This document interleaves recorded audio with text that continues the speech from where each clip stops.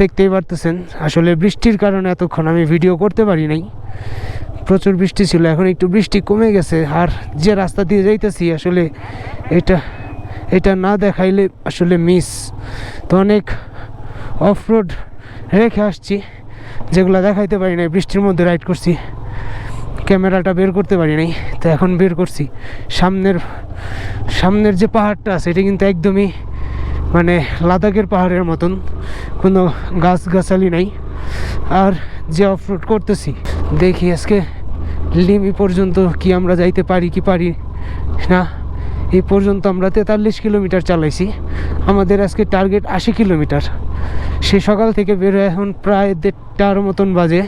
সামনের ওয়েদারটাও ভালো, এখনও বৃষ্টি মোটামুটি হইতেছে, খারাপ না, গুড়ি গুড়ি পড়তেছে। তারপরেও ভিডিওটা অন রাখছি, কারণ এই রাস্তাগুলা আসলে একটু ভিডিও করে না নিলে মিস।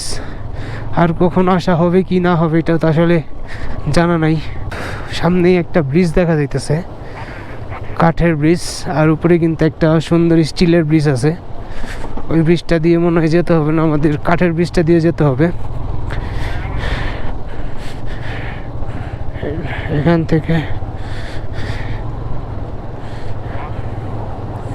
जिज्ञेस करें लिमी कितना टाइम लगेगा? होटल वाला जहाँ है ना